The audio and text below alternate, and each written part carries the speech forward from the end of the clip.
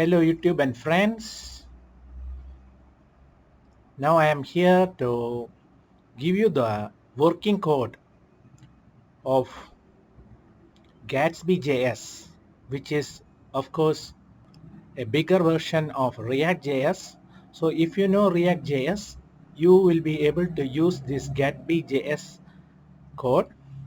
In this video, I will show you the presentation of a Gatsby website with credits to the author Ibas Majid, and you can see that it's running at localhost 8000. There are a few pages here and a blog post. I am going to give you the GitHub repository in the description below. Please subscribe to my channel and like it. This is the contact page. This is the about page. So this is what we will achieve using Gatsby with credits to Ibas Majid. Why I give you this code? Because first of all, my credit to this author Ibas, and I am using this ebook of Ibas to generate the code that he has provided.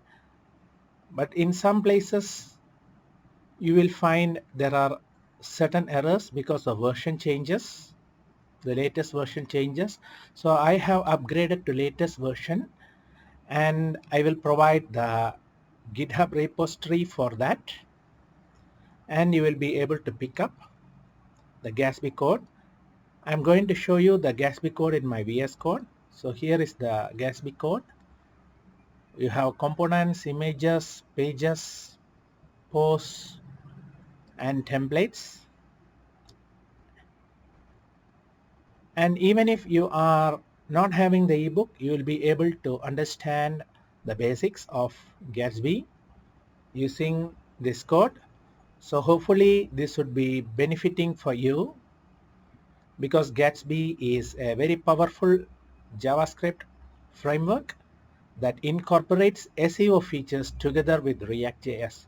ReactJS itself does not have SEO features. So if you want to make a website with SEO features, you can use Gatsby.